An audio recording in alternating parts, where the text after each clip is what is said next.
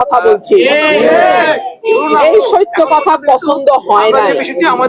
বিরোধী দলে থাকলে সত্য কথা মিঠা লাগে, সরকারে গেলে সত্য কথা তিতা লাগে। প্রতিপক্ষ বা প্রতিদ্বন্দ্বী তাদের লোকজন গিয়ে ওই স্টেজ ভেঙে দিয়েছে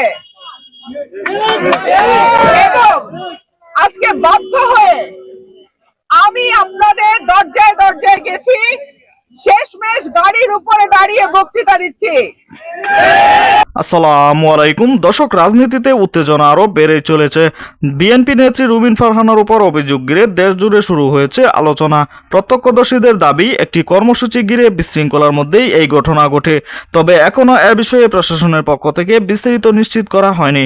দর্শক, এই ঘটনার প্রভাব আসন্ন নির্বাচনে পড়তে পারে, এমনকি রুমিন ফারহানাকে নির্বাচন থেকে সরিয়ে দিতে পারে বলে অনেকে মনে করছে। দর্শক, এ বিষয়ে বিস্তারিত জানতে পারবেন এই ভিডিওতে, তাই এক সেকেন্ডও না টেনে পুরো ভিডিওটি দেখবেন। একটি লাইক করে দেখতে থাকুন সম্পূর্ণ ভিডিওটি। তারিখের পরে আপনারা দেখেছেন কিভাবে বাংলাদেশের সব জায়গায় চাঁদাবাজি, মামলা বাণিজ্য, দল করে নাই, পদ নাই, কিছু না, টাকা দেয় নাই, মামলায় নাম ঢুকাই দিছে। সত্য কি সত্য না? এর বিরুদ্ধে আমি রুমিন ফারহানা দলে থাকা অবস্থায় কথা বলছি। এই সত্য কথা পছন্দ হয় না। বিরোধী দলে থাকলে সত্য কথা মিঠা লাগে, সরকারে গেলে সত্য কথা তিতা লাগে। আমি কি করব? আমার কাজ সত্য বলা, আমি সত্য বলতেই থাকবো। যখন আজ থেকে 1 বছর আগে আমি চাঁদাবাজি নিয়ে বলছি, মামলা বাণিজ্য নিয়ে বলছি, বালু ব্যবসা নিয়ে বলছি, মাটি ভরাট নিয়ে বলছি, মানুষের দোকান দখল, ব্যবসা দখল নিয়ে বলছি, আমারে বলা হয়েছে এরকম করলে তো চলবে না, আপনার বিরুদ্ধে ব্যবস্থা হবে। এই যে দেখেন না, ব্যবস্থা হইল। 17 বছর যেই দলের পক্ষে কথা বলছি, সেই দল এখন ভাড়াটিয়া আনে নির্বাচন করার জন্য।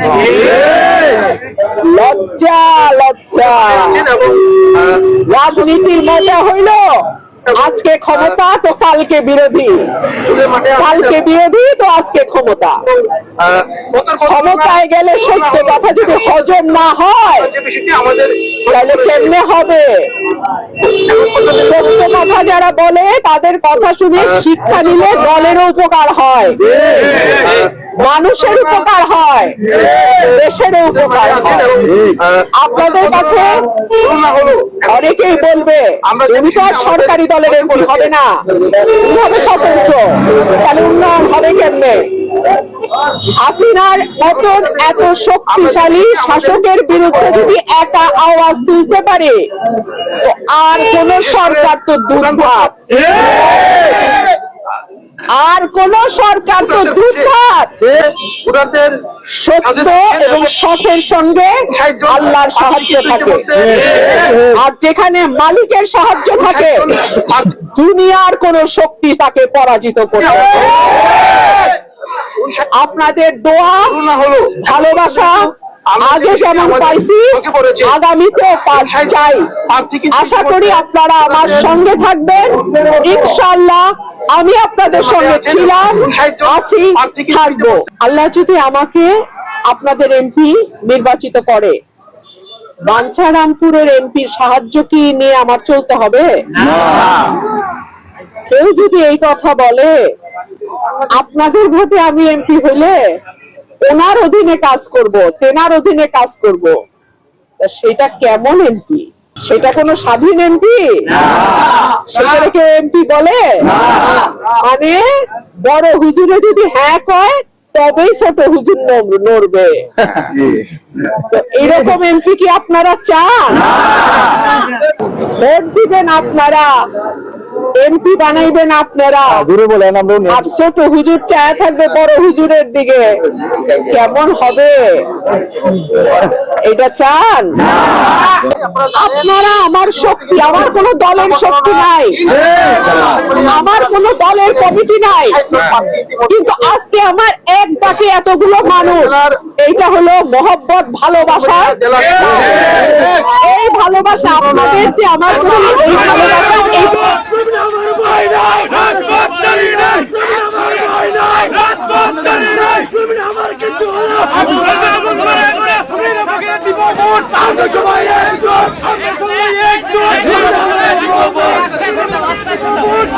আমার প্রতিপক্ষ বা প্রতিদ্বন্দ্বী তাদের লোকজন গিয়ে ওই স্টেজ ভেঙে দিয়েছে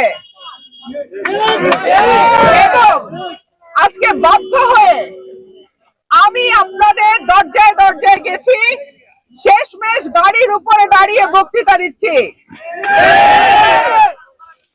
আপনারা আগামী 12 তারিখ এই অন্যায়ের সমুচিত জবাব দেবেন। আমি চিত্রা নদীর উপরে যে রাস্তাটা, ব্রিজটা, সেইটা ডিও লেটার আমি যখন সংসদ সদস্য ছিলাম তখন দেয়া হয়েছে। এটা নিয়ে দেন দরবারও হচ্ছে। ইনশাআল্লাহ যদি আপনাদের ভোটে আল্লাহ আমাকে আরেকবার সংসদ সদস্য নির্বাচিত করে, রাস্তাঘাট সহ ব্রিজ কালভার্ট যা আছে আমি এই দুটো উপজেলার একটা নতুন রূপ দেব ইনশাআল্লাহ। আমাদের যে পরিকল্পনা যেটা আপনারা চেয়েছেন, রাজাপুর কাকুরিয়া ধোবাজাইলের যে রাস্তাটা, সেইটা আল্লাহ যদি আপনাদের ভোটে আমাকে এমপি নির্বাচিত করে, সেই রাস্তা আমি শুরু করব এবং ইনশাআল্লাহ 5 বছরের মধ্যেই সেটা আপনারা দেখতে পাবেন। প্রিয় ভাইরা আমার, আমরা এই নতুন বাংলাদেশে আর কোন দুর্নীতিকে প্রিয় দর্শক, সম্পূর্ণ ভিডিওটি দেখলেন, অবশ্যই বুঝতে পেরেছেন ভিডিওটি গুরুত্বপূর্ণ ছিল। দর্শক, রুমিন ফারহানার উপর হামলার অভিযোগের পর রাজনৈতিক অঙ্গনে নানা প্রশ্ন উঠেছে। এটি কি পরিকল্পিত নাকি হঠাৎ ঘটে যাওয়া একটি ঘটনা তা এখনও স্পষ্ট নয়। বিএনপির পক্ষ থেকে নিরপেক্ষ তদন্তের দাবি জানানো হয়েছে। অন্যদিকে নির্বাচন কমিশনের ভূমিকা নিয়েও আলোচনা শুরু হয়েছে। দর্শক, যদি আইন শৃঙ্খলা পরিস্থিতির অবগতি হয় তাহলে প্রার্থিতা নিয়ে জটিলতা তৈরি হতে পারে বলে বিশ্লেষকদের ধারণা।